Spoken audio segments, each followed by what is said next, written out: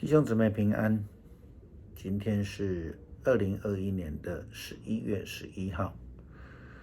今天的经文是诗篇16篇，但以理书第4章4到第18节，提摩太前书6章11到21节。今天要跟大家分享的主题是离开。这几天我的岳父他前几天刚过世哈，那这几天太太跟家里的人情绪都很低落。事实上没有人喜欢离开或是分离这件事情，但是离开却是一个放手的功课，是一个成熟的历练，必经的历练。就如同以前在义务役还维持在2年或更久，像牧师就当3年兵哈。那大家都会说男生呢当了兵才能变男人啦哈。能够健康的面对离开、放手这件事情，才能够更成熟的成长。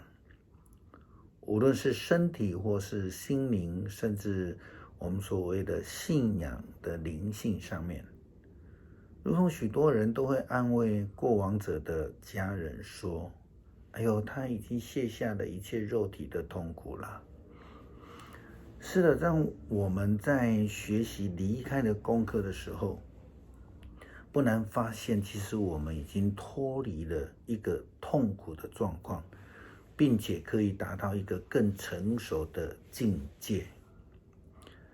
这样的一个成长机会，就我们来说，牧师跟牧师娘离开了加州，回到台湾，其实就是一个非常重要的离开的功课。3个孩子分散在美国不同的州，他们也要学习过着自己的生活，也要学习的生活也要自立了哈。离开对孩子们而言也是一个学习成长的机会，学习更依靠的上帝，学习更能够自主的过生活这样的能力，在灵性上也盼望他们能够更成熟。对我们来说，身为父母亲的，这也是一个学习成长的机会。我们都知道放手离开是一个非常困难的功课，因为人总喜欢紧紧的握住原本所拥有的，这样不用改变多好，多没有压力。真的盼望上帝帮助我们学习放手离开的功课。我们从但以理的记载，离开对他来说，对以色列人被掳到巴比伦的以色列人而言，也是一个非常难的功课。那事实上，对每一个人都是一个难的功课，就连当时候的统治者巴比伦王尼布甲尼撒，他也必须学习离开，还是说放手的一个功课。尼布甲尼撒王放手的功课是什么？今天的经文记载，他梦见了恐怖的景况，他自己没有办法承受，所以他只好放下身段来请教。但是可惜的是，第二点他的国中的所有的术师们无法帮他解梦，他就请教他的奴隶但以理。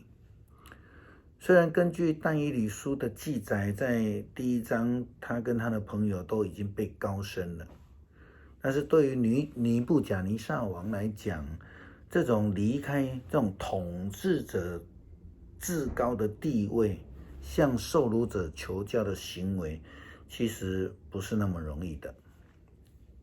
再来，要接受上帝的灵。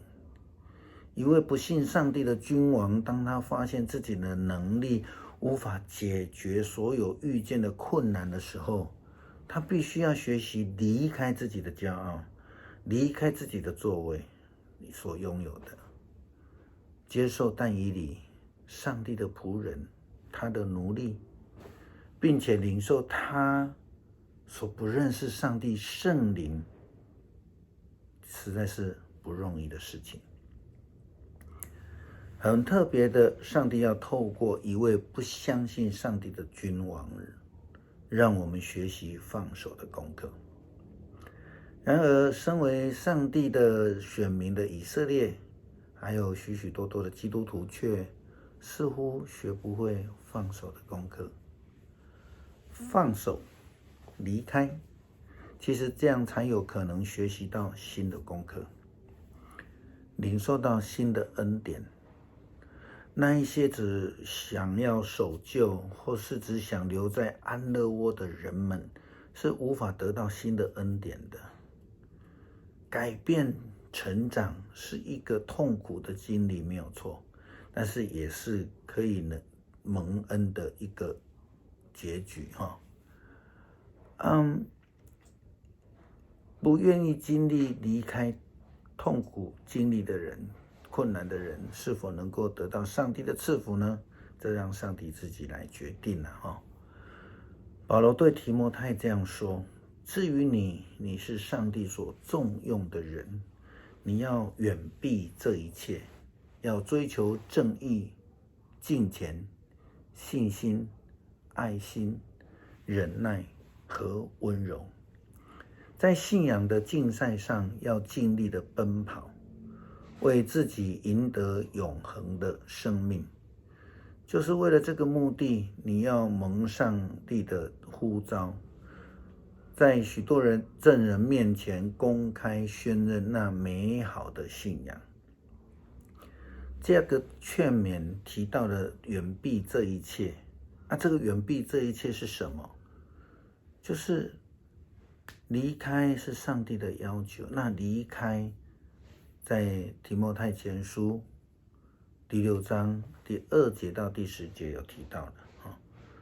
那我们从第4节开始读，就是自高自大、极端的无知，这种人显然喜欢辩论，喜欢在字句上吹毛求疵，因此造成嫉妒、纷争、毁谤、猜疑，引起那些心术不正、丧失真理的人无休止的争吵。在他们的心目中，宗教只不过是发财的门径罢了。是的，一个人若知足，宗教却可以使他富有。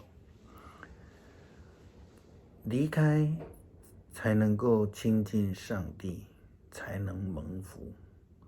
不愿意离开原来的状态的人们，如何能够领受上帝的新生命呢？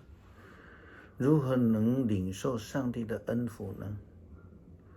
就如同我们之前也分享过的路德，他从他过去的成长背景来离开了，他全然的认同了婆婆拿俄米的家庭、民族、信仰以及上帝，因此他不再受到过去这种生活的禁锢和捆绑，终于能够蒙恩得福，就如同亚伯拉罕一样，他愿意起来离开父家、本族、本地，因此过着蒙福的日子。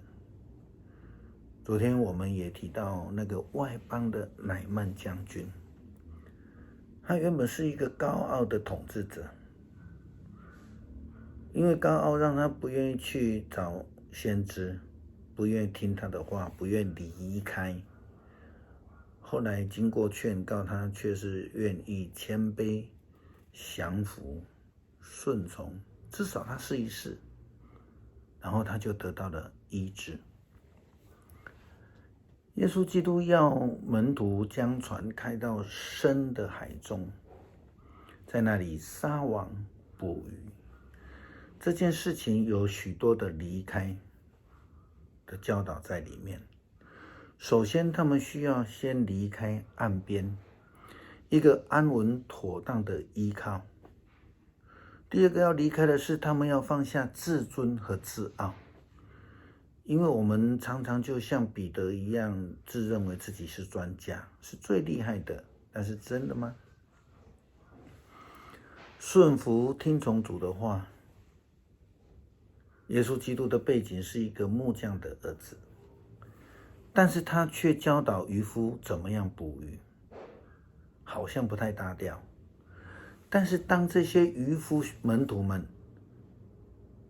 顺服之后，他们才真正能够体会到耶稣基督才是一切的主，自然的主。后来他们就获得了满满的渔获，我们说祝福。你愿意吗？就算抱着试试看的心态，离开你现在的位置、状况、你的安乐窝，你所习惯的一切，伸手让上帝来改变你，使你蒙恩。或许你会得到改变，你会更蒙福，你会得到医治，你会变得更好，你能够得救。因为上帝是不断赐恩的主。圣经上说，一切相信他的人不至灭亡，反得永生。牧师的阿祖阿公当时候也就是愿意放下原来的宗教，愿意放手，离开原来的坚持，原来的寻找模式，然后呢，上帝就医治了他们2个人，也使得我们的全家族也都能蒙恩得救。最后我们再用诗篇第16篇一起来朗读，然后来祷告。上帝啊，求你保护我，因为我投靠你。我对上主说，你是我的主，你是我一切幸福的源头。上主忠诚的子民多么高贵啊！跟他们一起是我最大的喜乐。追随其他的神明的人招惹无穷的祸患，我绝不参与他们的祭祀，也不祭拜他们的神明。上主啊，你是我一切福分的源头，你掌握我的生命，你的赏赐多么佳美，你给我的地业多么的令人喜爱。我颂赞上主，因为他指导我，夜间我的良知唤醒我，我时时体会到上主在我的面前，他在我身边，我不至于动摇。